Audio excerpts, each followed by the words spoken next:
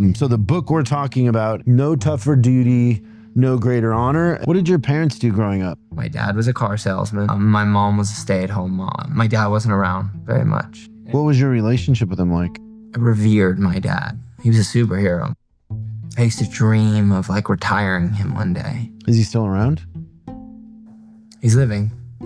Do you not have a relationship with him? No. What happened?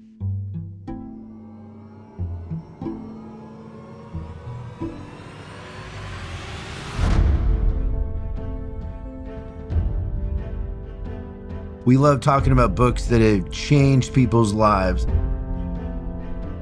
Like had such an impact that they are different after reading the book. Welcome our special guest today, Anthony Caravella. I was living a life that was going to end up either in the graveyard, hospital, or jail. I'd always had this feeling that I had more to give. How did No Tougher Duty, No Greater Honor change your life?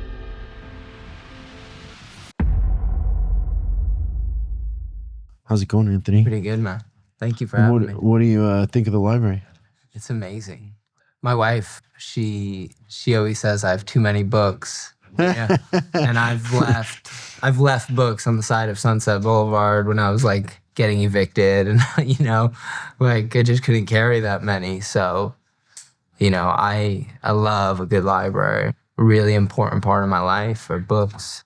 I wasn't always a reader. I probably didn't read my first book until I was like 18 years old.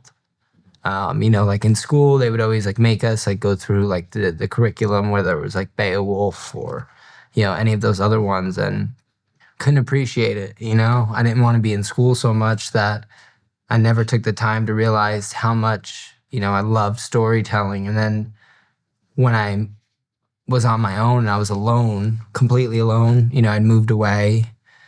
I was 18 years old, and I remember picking up a book, and it's so funny because there was 2 books on my nightstand that somebody had left there, and one of them was a Nicholas Sparks novel. I think it was Dear John, and the other one was Robert Greene's, I think it was War. And I just remember like, all right, I don't have a TV. I don't have the money for a TV, so I just started reading. And then it just like became this like thing where it was like I couldn't stop. Like I had like discovered this thing that had been in my life, but I never really had done it. And since then, it's like, I'd like to say I got sober 10 years ago, but my addiction kind of morphed into this book, like habit of like I can't get enough of them, and I'm always reading, several at the same time. I have them placed throughout my house, so that like any room I walk into, there's just a book laying there that I'm in the middle of reading. And on my bookshelf, I'll keep 5 or so facing outward with the cover outward so that I know that that's the one I'm reading right now. And as I'm done, I just keep switching them. And I could tell it drives my wife crazy because I leave them everywhere. Like under my bed, there's books. In the bathroom, there's books. Every single surface, there's a book on it. And so when I see a library like this, I'm like, man, this is amazing. So what is your style? Like, if you like books, you eventually have some sort of overflow or they don't fit on your shelf anymore. Yeah. I mean, I have boxes in my garage like that. The other day I was cleaning out my garage and I was like, oh my God, I found all these books from our apartment 10 years ago that like just have never made it out of the box since we moved. Yeah, luckily now, we moved into a house where I have a lot of shelving. I have these bookshelves that used to house my wife's shoe collection, and now it's just all books. So for me, it's getting to see them all out and stuff. It's amazing, That was one thing for me because I had put so many books in storage and boxed them up as we moved. And also I had a ton at home that were, stacked and in rooms and that sort of thing. Is when we finally got the bookshelves in here and I got a lot of my books out, I felt different about the collection. Yeah. And remembered books I'd forgotten about that had meant a lot to me, but I'd completely forgotten. Yeah. And like that's the crazy thing about, like, I'm not a materialistic guy. Some people collect cars, watches. Oh, thank you very much. They collect like things like that. And for me, like, you know, and especially with the fires and everything that just happened when we got evacuated, it's funny, like people always say, like, what would you take, like, if your house was on fire?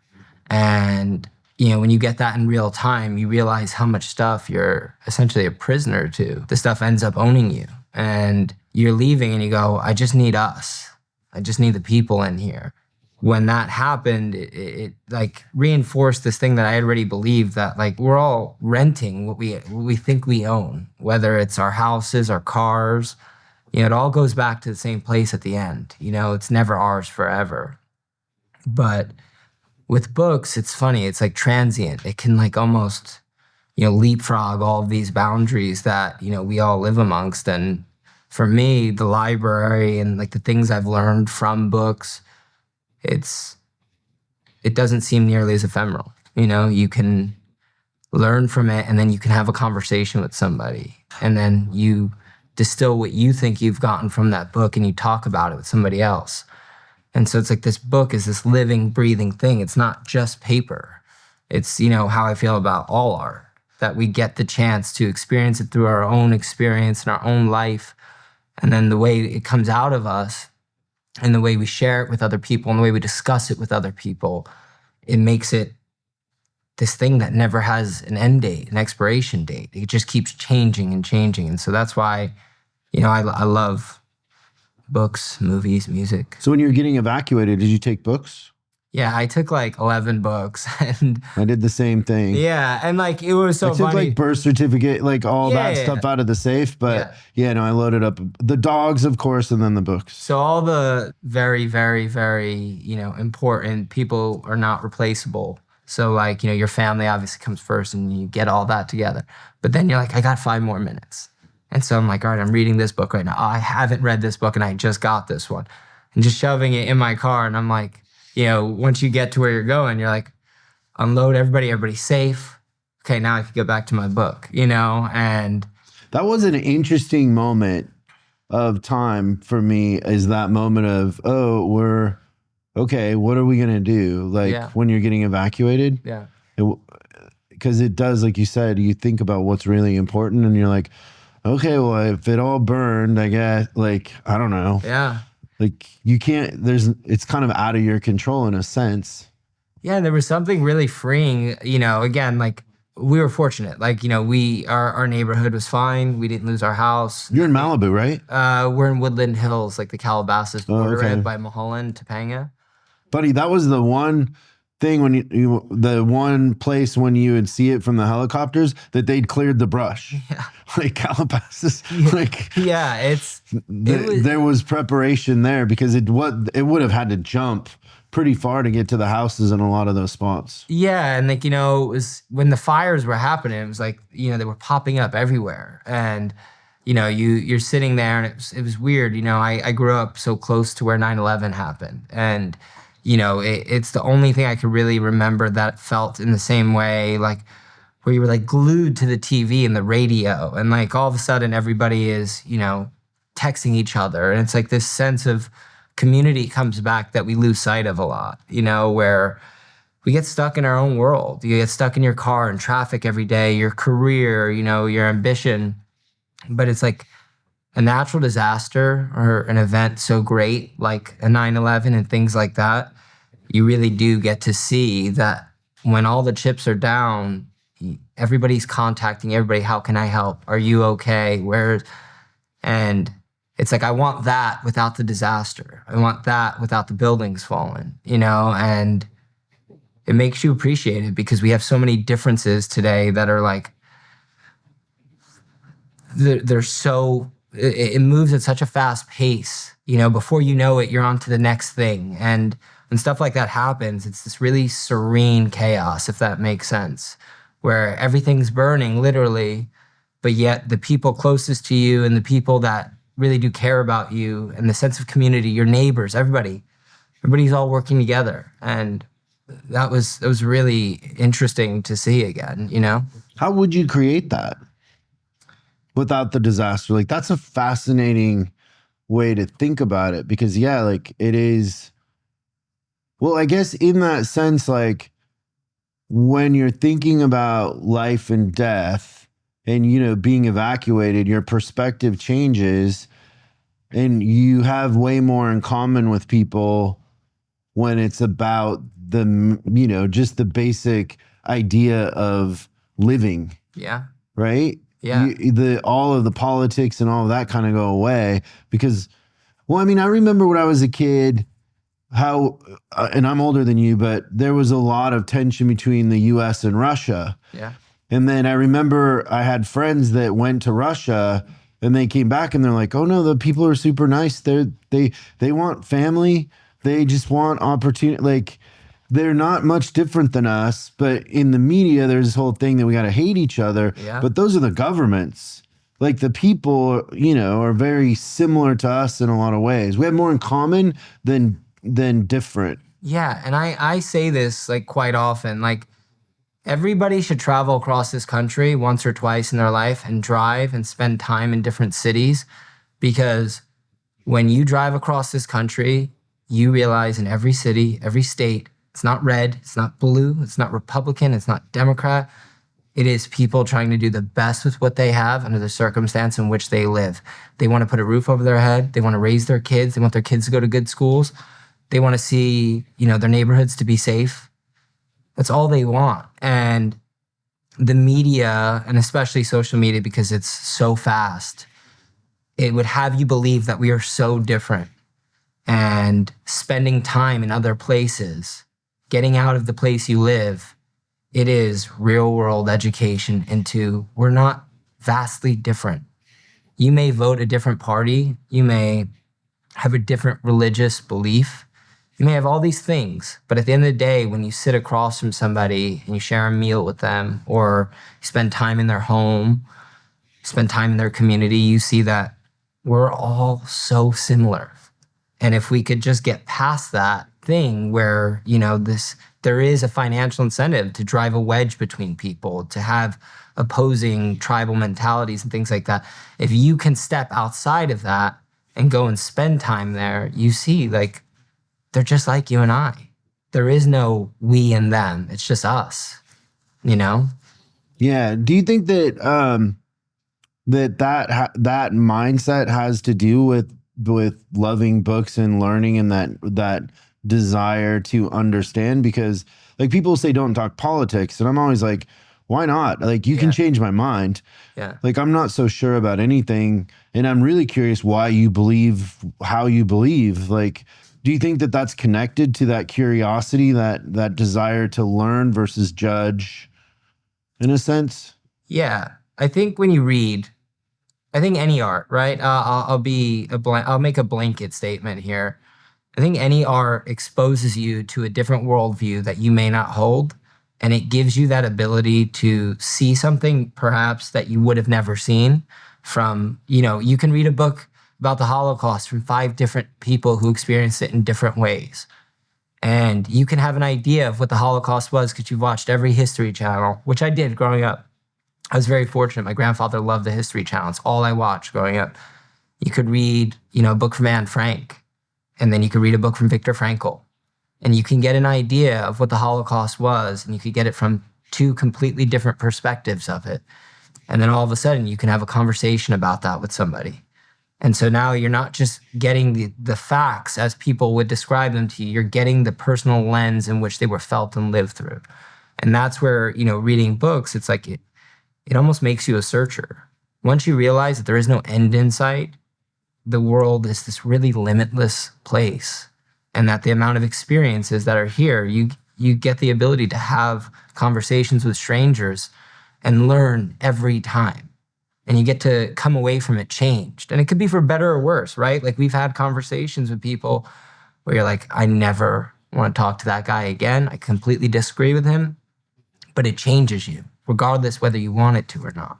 And books are a huge reason for that, you know? Yeah. What's your favorite book on the Holocaust? I'm going to say Viktor Frankl's A Man's Search for Meaning. I think revisionist history is a terrible thing. I think firsthand accounts of things that are so big, I think, are so important, because somebody like Viktor Frankl writing the things he wrote about how if you can find the why to survive, I think that is why so many people gravitate towards that book and they use it now in personal development, things like that.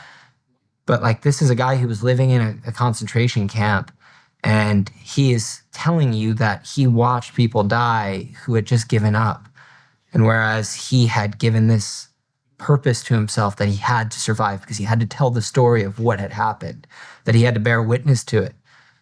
I think that is probably, in my opinion, it's my favorite book on it, because I can go back and read that book. I've read it probably 10 times. I think it's the best example of somebody going through something so horrific that I don't think any words could do justice to, and finding the silver lining in it, you know? Yeah. If there is, like saying there's a silver lining, Right. you know what I mean? It doesn't No, I even understand. sound correct, but Yeah. But there's a lesson. there's a lesson there. For sure. I'm really excited that you're here because your wife is one of my favorite episodes. And I couldn't wait to meet you because she talked so much about you when she was here. And it seems like you guys have like an incredible connection and friendship, and, have each other's back, I guess, is kind of the impression that I got. Her story is great, so I'm excited to hear yours. So the book we're talking about is No Tougher Duty, No Greater Honor, and you brought me this as a gift, which is signed by the author, who is Christian Bussler. Yeah. And he wrote in here, wishing you all the best. I hope that you enjoy the book. The price of anything is the amount of life you exchange for it. It's great. Very sweet of him to send that. Give me a little bit of a background on like where you grew up. I grew up in New Jersey, Essex County, New Jersey, a very predominantly Italian way of growing up. It was incredible. I was really fortunate. I grew up in a house with my great grandmother, my great aunt, my 3 aunts, my grandfather, my grandmother, my mother, my father for a period of time, and my sister and my brother. And where are you in the hierarchy? In the middle. You're in the middle? Yeah. So we had this little house, but it was like, it was filled with so much love and tradition and community, and it was really amazing. You know, I can't say a bad thing about how I grew up in that sense. What were your interests early on as a kid? Were you into sports? Yeah, I love sports. What did you play? I wrestled, I played football, and I played baseball until 8th grade. What position in football? Played cornerback and wide receiver. I was always really small. You're fast? No, but I was always really small and I was scrappy. So, but I'm the kid who I'm not naturally good at, I think, anything in terms of like, I can't just go out and play a sport and be good at it. Anything in my life, it was like if I wanted to even be above mediocre, it's like I had to work twice as hard. I had to train twice as much. I have friends that can just literally go out and do it, and they're incredible, the top of the field in that sense. And I never had that. And, that was kind of my story through my life with anything. So you had to work harder at it. Everything. I have friends who just have these incredible natural aptitudes to do anything. And for me, if it was like getting a B in math was like I had to spend every day after school doing, tutoring to just get a B. But that B was like, for me, it was like climbing Everest. I was fortunate to be born with that. I used to think it was like a bad thing. I used to be like, why not me? Why can't I be tall? Or why can't I be naturally good at having conversations, making eye contact with people? That was all stuff that was really hard for me. Were you shy?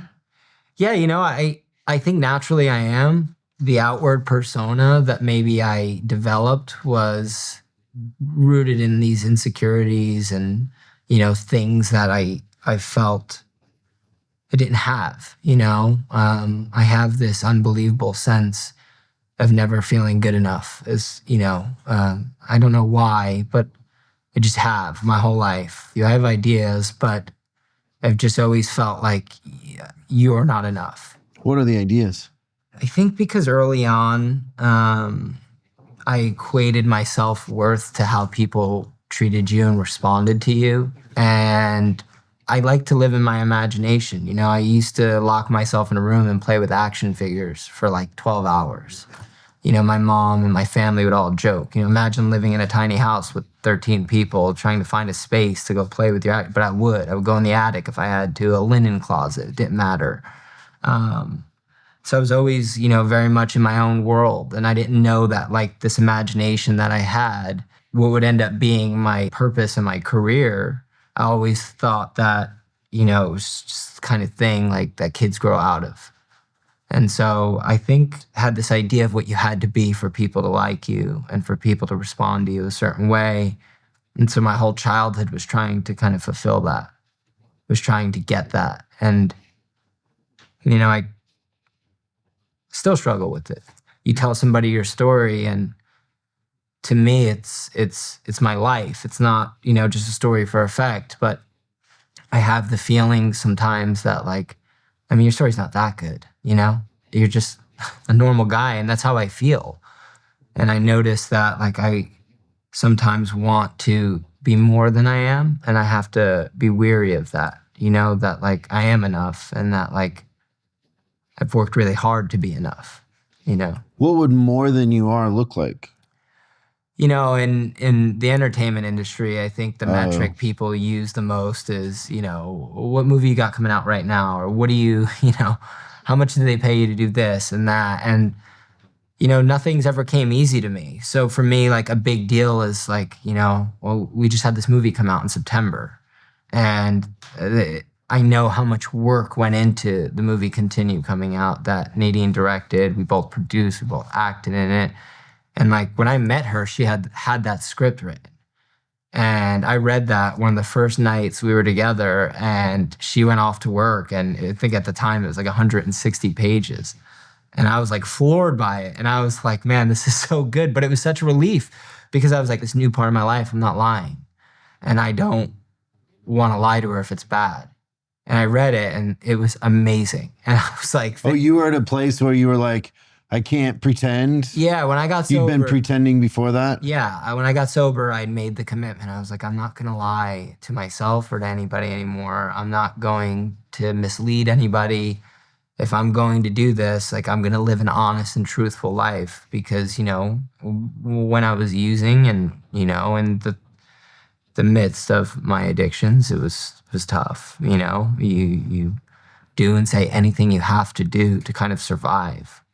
And I did. And you know, there was a lot of collateral damage in that. And for me, it was like when I got sober, I was like, never going to do it again. So lucky for you, it was good. It was amazing. Yeah. Yeah, it was amazing.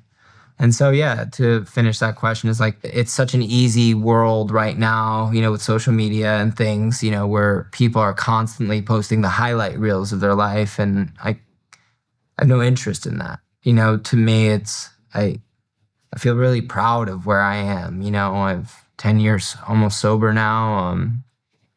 Have a beautiful family, and I go to sleep every night and I feel good. You know, I don't feel like I've hurt anybody or done anything like that. And so to live a life like that is probably the best part of it. What did your parents do growing up? My dad was a car salesman. My mom was a stay-at-home mom. My dad wasn't around very much. Because he was working all the time? Yeah, or doing other things, you know. What was your relationship with him like? I revered my dad. Did you ever want to be a car salesman? No. No? But I thought he was the hardest working, most powerful. He was a superhero in my eyes. I used to dream of like retiring him one day. Like that I would be able, because, you know, he would work like 90-hour weeks and things like that. And I would wait for him to get home at 10:30 every night. And, you know, he would come home, eat his food, you know, drink some beers, watch a movie. But that was like golden, you know, like to sit at the table with him while he would sit there and eat. It was just like so special to me, you know, and I had such respect for what he did, you know, what how hard and how long he worked. And it instilled in me at a really early age the discipline to commit to something and to work until it's finished, and that was something that I extrapolated from our relationship over time. So yeah, that's what he meant to me. Is he still around? He's living. But do you not have a relationship with him? No. What happened?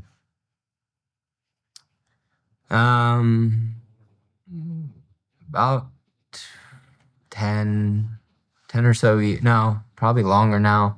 Him and my mom split up. He was not doing the right thing. They probably should have never been married, if we're honest. He has his struggles, he struggles with things. And I always thought as I got older, I think every young man wants to make their dad proud, whether you can acknowledge it or not. I think that's something that's just instinctively put into us. It's like the passing of the torch. Yeah. I never got to have that with my dad. It was like when I left, it was like he washed his hands, and... How old were you when you left? I left at 18. So, I think we... Were you not seeing eye to eye? Yeah, I had always wanted to leave. I always felt... Did he not want you to leave?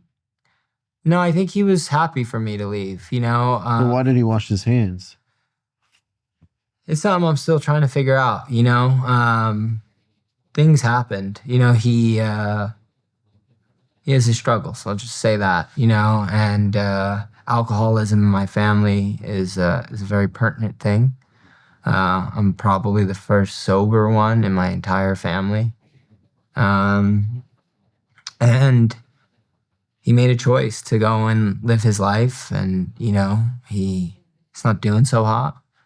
And, a couple of years ago, I tried to help him get sober and didn't really work out. And so, yeah, I mean, it's hard, I don't think I can really figure out which stage of the grief I'm in, right now. I thought as I lived a certain way, and I thought if I carried myself a certain way and I became a certain something, that I would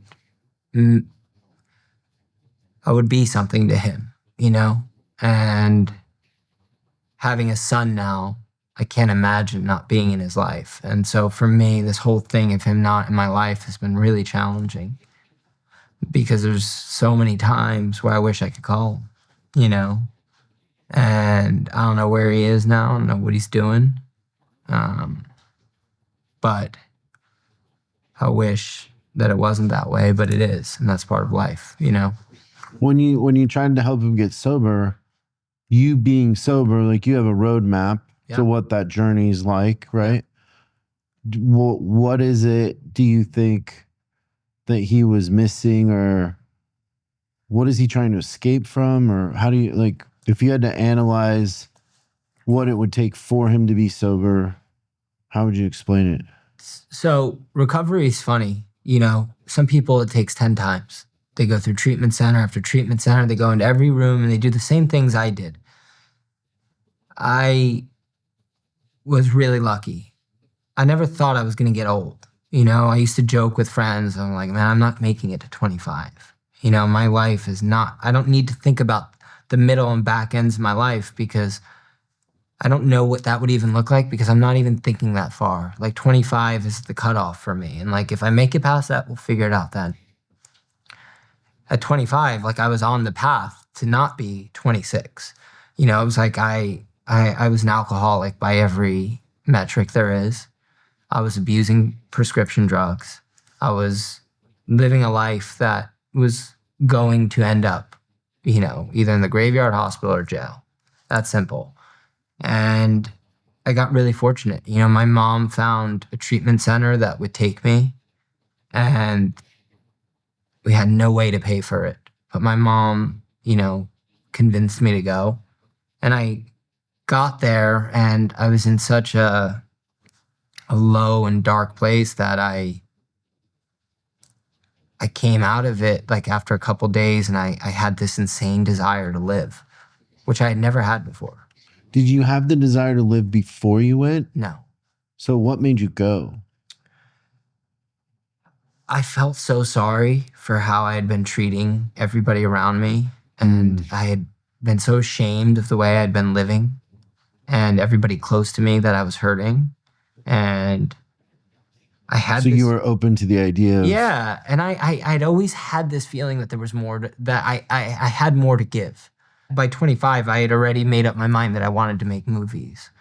And so like movies were everything to me since I was a little kid. And I'd made up my mind and I was like, I'm going to do it. I'm going to do it.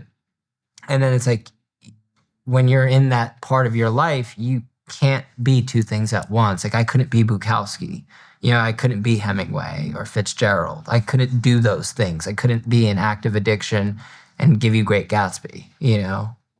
I couldn't do that stuff. So for me, it was like I had to make a choice. And it really wasn't complicated. My mom said, like, they'll take you. And I went, and from day one, you know, they tell you, you know, 95% of you aren't going to be sober in a year. Within 10 years, only going to be 1 or 2 of you that may be sober, and half of you are probably going to be dead. And when they give you those numbers, you know, immediately you look around and you're like, well, I'm going to be one of the ones, right? But like I was like, not only am I going to be sober, in 10 years, I'm going to come back here and I'm going to be that 1 or 2. And of the 24 people I got sober with, I'm the last sober one. So those stats are real? I don't know if I thought it was more like 40% made it. Listen, man, I don't know if they're real for everybody. But in that group, it's real. That was it, man. Yeah. Wow. Yeah, there might be to be fair, there might be a second, but we can't confirm it. But yeah, I made up my mind, and I was at every single meeting, every group. If there was a way, you know, 90 and 90 is a big thing in sobriety, and I was... What does 90-90 mean? 90 meetings in 90 days. It's like a sprint towards your recovery. And for me, I was like, I'm going to do 120 in 90 days or 150 in 90 days. I'm going to go to 3 meetings a day for 90 days. And that's what I did. You know, I had days where I would do 4 meetings plus group sessions. So when you're looking at your dad and you're trying to help him with that, did he just not have that desire? No. What do you think it is he's running from or trying to numb? A certain part of yourself. You have to be willing to kill off, if that makes sense. And that part of yourself. What is it? Yeah. Yeah, it's like this. I think everybody has it in them, right? We all have this dark energy to us, and it works sometimes, right? Like when you have to take the reins on something that, like, I think it was like Kobe Bryant used to say, like you have to step into like this other persona that it's not fueled by love. It's not fueled by just passion. It's something darker, like I'm not enough. Again, like I'm not Freud. I don't know if that's really, you know, the best way to do it, but we all have it where it's like, you know, you're white knuckling it, but you're going to get it across the finish line. And so I had that at the beginning of my sobriety. I knew that it was life or death. And I knew that if I didn't, I wouldn't make it, you know, in plain terms. And my dad, I don't think ever got that. I don't think he ever understood that. So in a sense, like you really can't explain that, but you can see it in someone's eyes, right? Yeah. Like if I would have looked in your eyes, I could have told that, okay, he's serious, where your dad, it just wasn't there. Yeah. You know, there was never that decision. No, because isn't it a decision? You have to step over, right? It's like there's this void in between recovery and addiction. And you have to make that step across it. You have to say, I will never drink again. I will never use again. There's no circumstance under which I will. I have a problem and I want and I need to be different. And I'm going to do whatever it takes. And you see it in meetings. You can have a conversation with somebody in 5 seconds. You go, they're going to be drinking again. They're going to use again. And I used to have them all the time with people. And like I got my sponsor because I walked up to him and I was like, I heard him speak and he wasn't at that time probably not taking sponsors. I walked up to him. I was like, I will do whatever you say. And he looked at me. He was like, okay. I was like, no, I will do whatever you say. I want it. And he was like, okay, call me tomorrow. And I called him every day, any hour of the day. If I was up at 4 o'clock in the morning, I would call him. What did you learn from him? That sobriety is this incredibly beautiful thing, and it's very simple if you allow it to be. I think we can psychoanalyze the root of addiction, and I think there's a place and a time for that. I think we can go through our family tree and say, you know, I was susceptible to this. I have the gene. But I think it comes down to a choice. I will never use or I never drink again. And obviously my thinking got me into this because it's not the drinking, it's the thinking. And I want a way out. And I'm going to do what you say because I want what you have. And I did to a T. You know, if you told me to read the big book, forwards, backwards, and take every A out of every second to last page, I was doing it because that's how bad I wanted it. And I'm here today as like a testament to doing that. How many people have you sponsored? I've never traditionally sponsored anybody. No? You don't feel like you're ready, or? No, I think it's, you know, my way of service and recovery as of, you know, my 9 years. And I kind of point people in that direction. And I say, this has worked for me. This is how I would do it. And I kind of invite them to do it themselves. Like in terms of, this was how I did it. This was my sponsor. This is what I learned from him. These are the books I read. These are the meetings. This is how I did it. And I kind of let them do it. And I'm there as a sounding board. I've never taken anybody through the steps because I've never finished my 12th step, which is a big thing, you know? And there's a reason for it, but it is going to be a big part of my life going forward. It was a decision I made this New Year's. So I think— To give back, or? I've always given back in recovery. I think it's now to give back in a sense of I can actively sponsor people. I can do that now. I feel like I'm in a place where I think I've gotten enough time behind my belt, under my belt to be able to do it, you know? How did you meet your wife? I was a busboy at a restaurant and she was a server. And What was your move? I had a girlfriend at the time, so I had to keep it really respectable and I would never cross that line. And she was the most beautiful woman I'd ever seen. And I had a crush on her. And like, I never thought she was in my league. I always joke about it. She was like, I had a crush on you. I was like, no way. I was like, no way. But I did. And, you know, I found myself always wanting to talk to her, always wanted to be around her. And like, she was also so impressive because she was a working actor. And like, I remember I came back from this meeting. I had somebody set me up with meetings at these two agencies. I never heard of them. I didn't do my homework. And I came back and I mispronounced names. And she goes, that's not how you pronounce them. And she told me, she goes, you should do your homework. Like, you have an opportunity here that a lot of people would kill for. And I was like, wow. I was like blown away. And everything she did blew me away like that. She carried herself in she was such a pro. And she was so wise beyond her years, but she had that like tenacity that like Like you knew she was going to make it. Yeah. Like I recognized it from the moment I met her. I was like, oh, she's one of those ones. I don't know what that intangible. She's different. And as we got to spend more and more time together, it was just clear. And then she, of course, left. She went and did a movie. And You had her number? No, I didn't have her number. You didn't? How long did you work together at the restaurant? Probably about a year or so. And then she left. And then it was years before we saw each other again. But I would see things, like little things would like keep her in my, like the forefront of my mind. Like I saw this newspaper article about her doing a movie up in Portland. And I was like, you know, inside you're clapping. 'Cause you're like, man, like she's doing it, you know? And then I was pretty heavy into, you know, my drinking and my addiction at this time. So this is pre-rehab? Yeah. Okay. And I'm day drinking now every day before I go into work. I walk into this bar that I used to go and day drink at right before I go to work, and she was standing there. And she looked beautiful. She had this big hat on.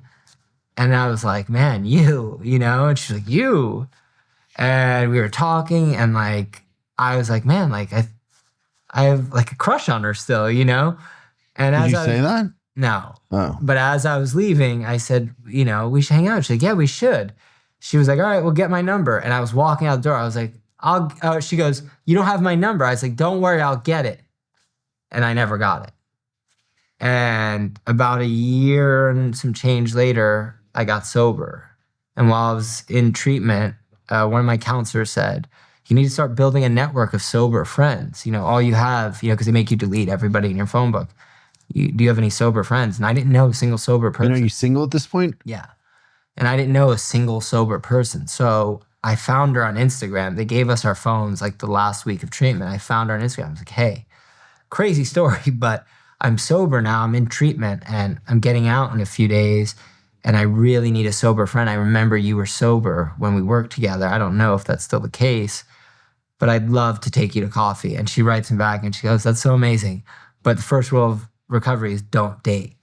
So I was like, oh no, I wasn't like, she was like, no, I know. But like, obviously, like, I'll meet you for coffee.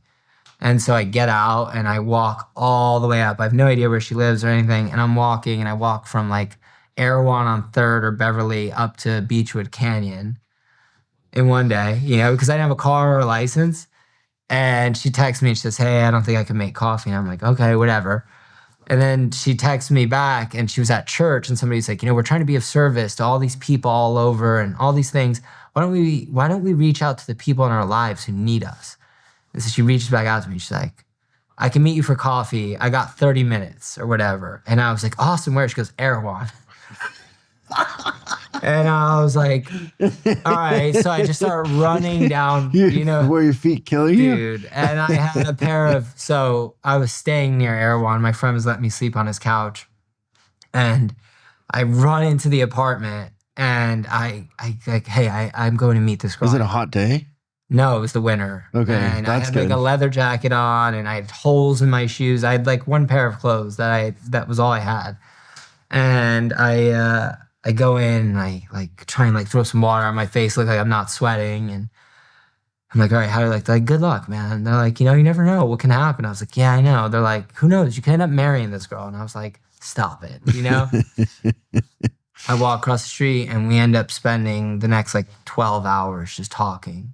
We ended up like leaving. The 30 minutes turned into 12 hours. And we just, man, it was like this part of me that had been missing. I don't think people fill that missing space in you, but I think when you find somebody who was meant to be in your life, it just clicks.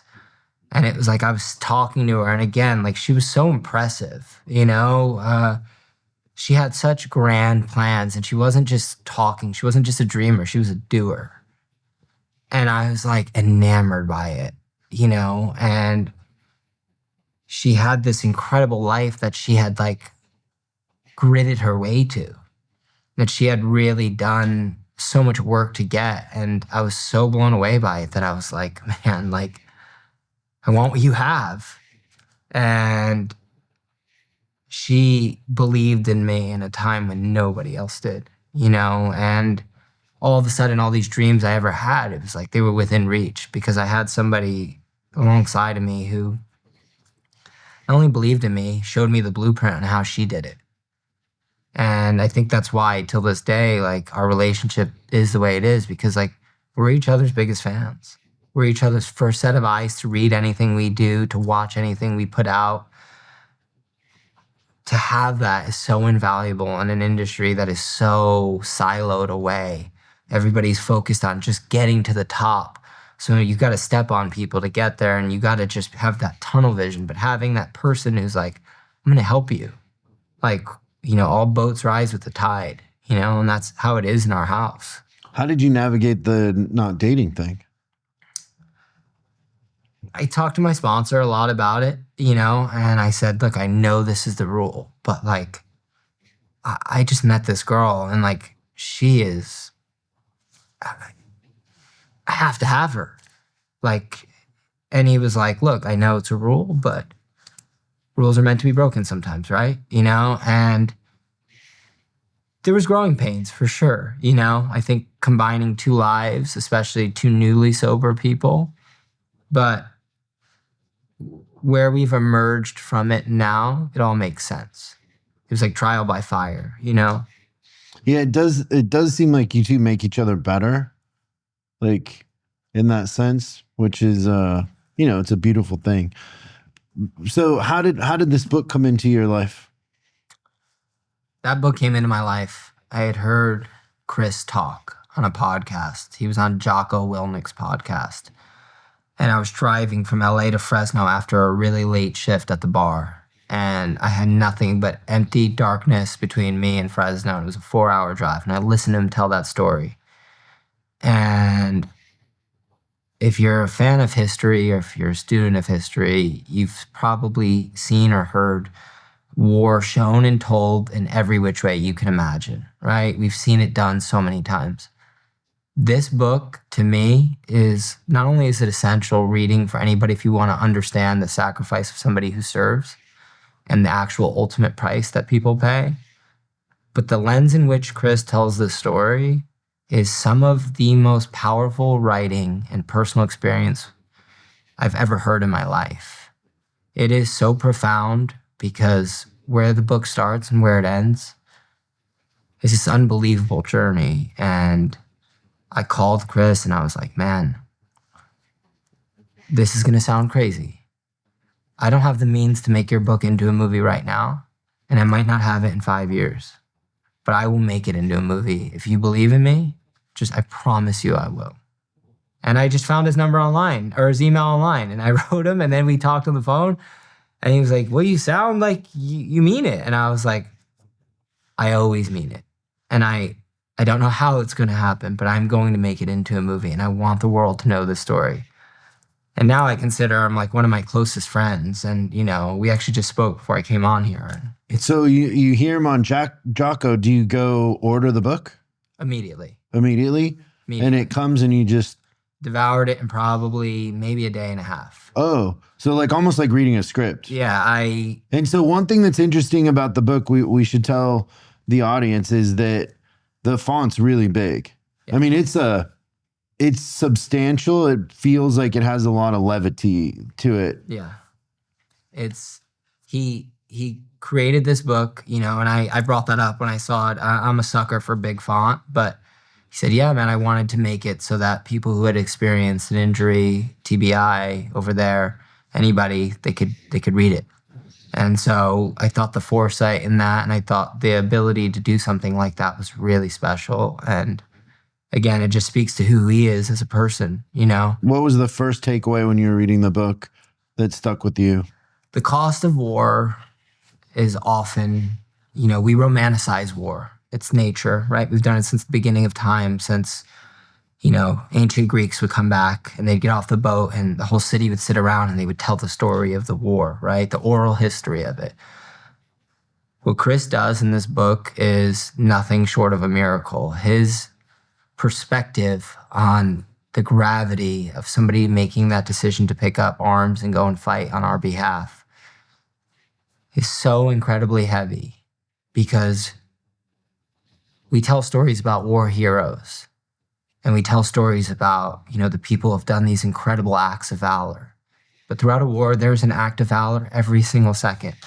And it's being done by young men and women who are no older than an 18 and 19 and 20-year-old. It's being done by people who have families at home. And the sacrifices that they make to go over there and do this for minimum wage,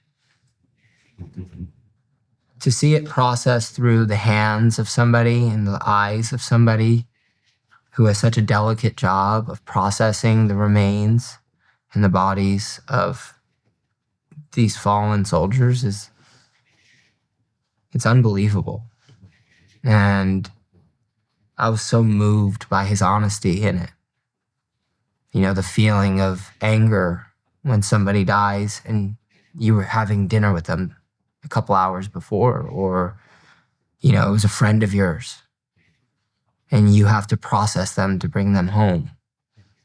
And the amount of dignity and respect that they showed those people, that was, to me, I was changed. And I think everybody should read a book like this, because I think everybody should see that, stop seeing the war through the lens of the news stations and, social media. I mean, luckily, I feel like a lot of this war was fought and a lot of the things happened before social media was very big. I think it's important that you see it, because whether you believe in war or not, when we make a decision to send them and the politicians who we elect make a decision to send them over there. And even though they volunteered and they'll never ask for anything, I think it's important to know the cost, because it'll make you appreciate where we live and how fortunate we are to live here. And I was changed from this book. And I thought, how can I make the world see this? And of course, movies are such a large medium and they can be shown to such a large audience that I thought that was only right. Are you going to make it? We're going to make it a movie. Is it a documentary or is it going to be a feature? Feature? Yeah. Yeah. We haven't started writing it yet, but that's pretty imminent. And yeah, I mean, I'm so anxious to tell this story. I'm so anxious to... It's such a heavy thing, you know, telling any true story. There's so much weight that goes behind it because it's so easy today to make something the highlight reel of somebody's story. But this story is so personal because we've seen pictures of the caskets come off the plane with the flags draped over them. But to see the person on the other end of that and the amount of dignity in which they showed sometimes the remains of people, I think that's a story that the world needs to see. I think it would make us think differently about war, and I think it would make us think differently about the people who we send to fight it. Yeah, and also, like you mentioned, the families. Like, there's a kid now that doesn't have a dad. Yeah, the amount of victims from a war, you know, we tend to just say, you know, there's X amount of casualties. But the casualties downstream are so far greater than that. How do you put a number on a family without the person who was the brightest light in their family? The support system, the security.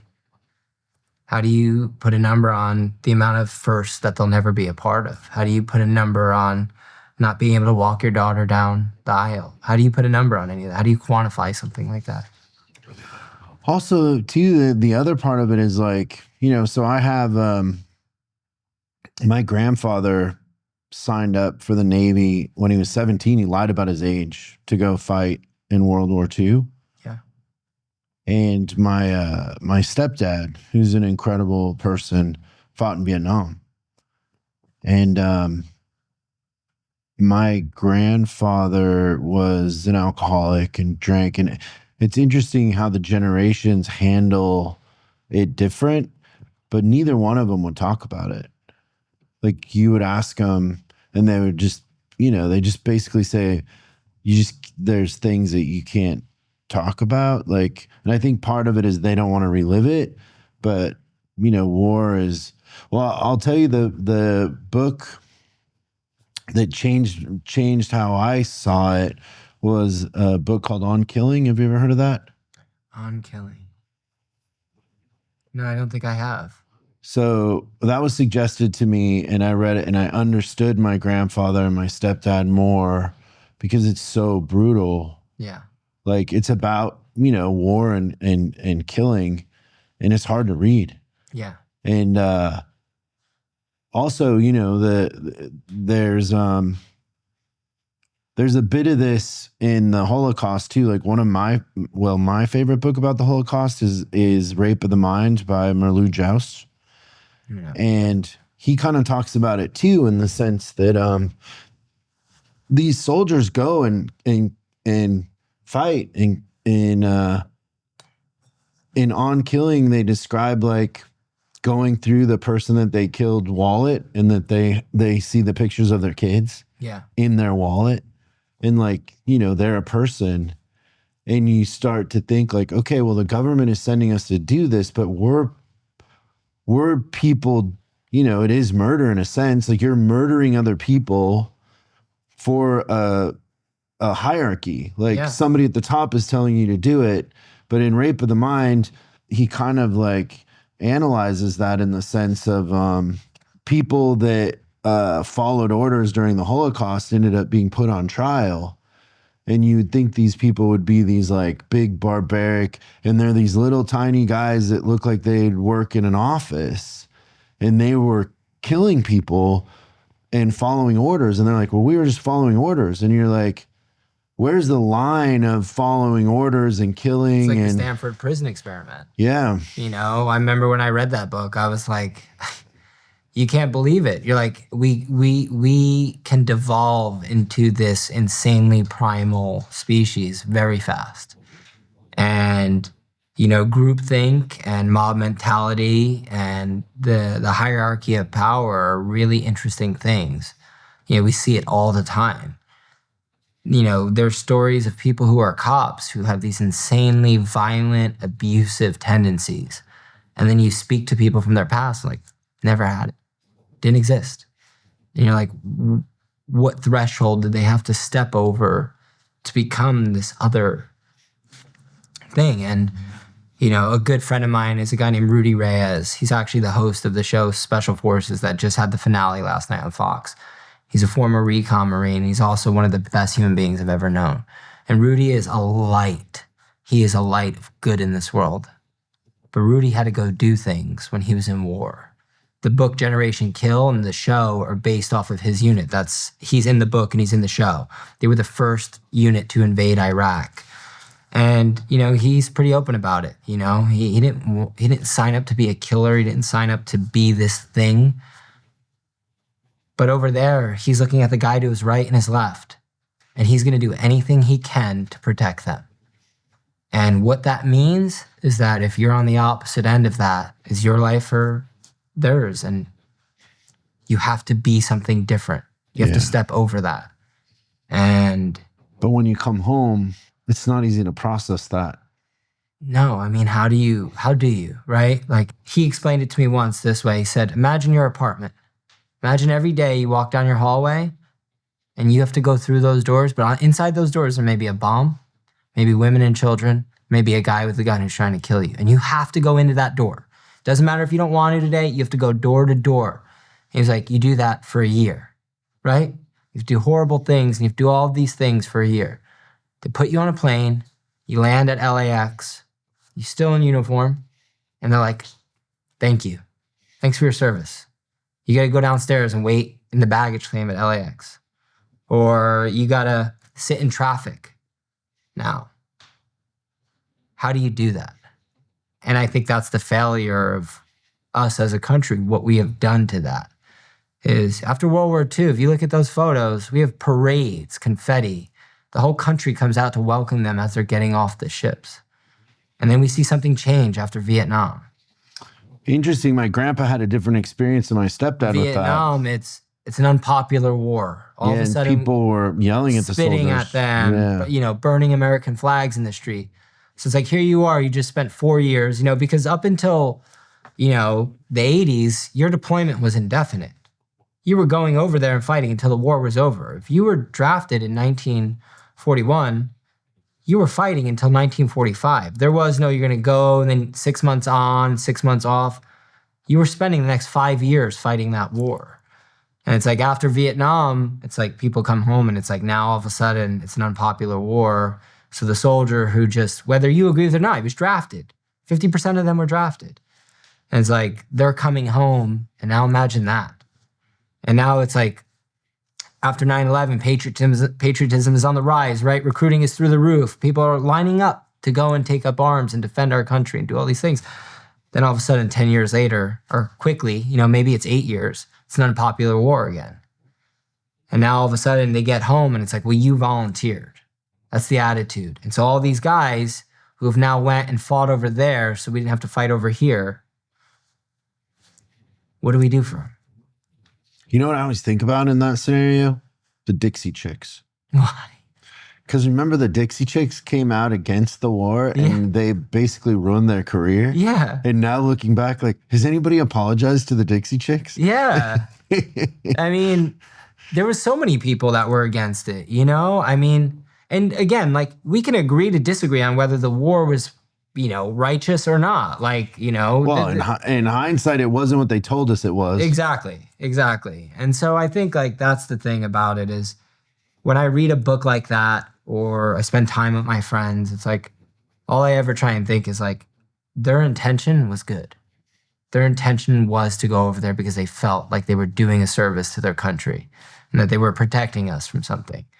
And the politics aside and the semantics aside, those are the people who are sent to do it. They're an instrument of a lever that's pulled somewhere far away in an air-conditioned room by people who aren't there, And I love stories that humanize people. I think it's really easy to generalize and make people into more than they are for the sake of storytelling. And I love when a story is witness testimony. I love that. It's why I love Hemingway's books. I feel like Hemingway is one of the great authors to simplify writing. And it almost feels like you're reading his journal entries. What's your favorite Hemingway book? The Old Man at Sea. I haven't read that one. I love it. The idea of this old man who's trying to capture this fish. And every day he goes out, same thing, and he finally gets the fish. And the fish trying to capture this fish gets caught in a storm. And he almost loses his life. And he ends up coming up the shore, but the fish has now been eaten by all the other fish. And he's almost dragging the carcass to the shore. And you're like, what's the meaning of that?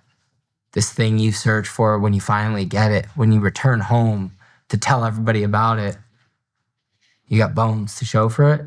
So it's really just about the experience for you. When we saw the Rick Rubin book in there, I thought of it. I thought of The Old Man at Sea. I was like, oh my God, I've never connected these. But Rick Rubin says greatness is for you. Greatness in art is a solo pursuit. It's not for the audience, not for anybody else.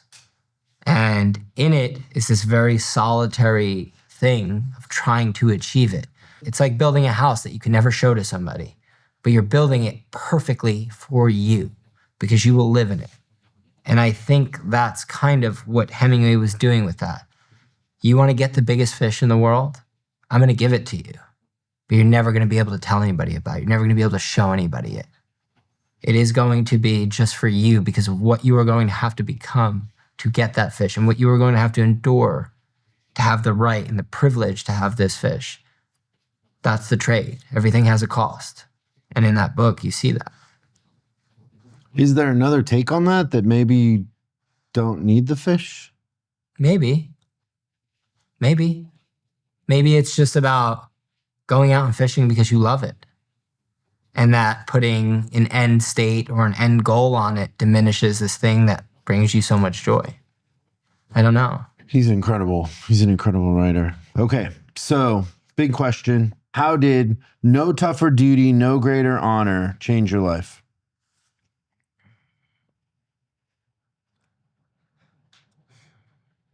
That book changed my life because I think I always thought of war in the sense of soldiers just running into battle, gunfighting, and heroic acts happening within the realm of that. And when I read that book, I realized when they publish those numbers of the casualties and the people who have died, and it flickers across the screen as you're waiting in between your favorite show or the sporting event you're watching, or you're watching the news, what that made me realize is that all those numbers and all those people and those names that are a blip on the screen were somebody's entire life.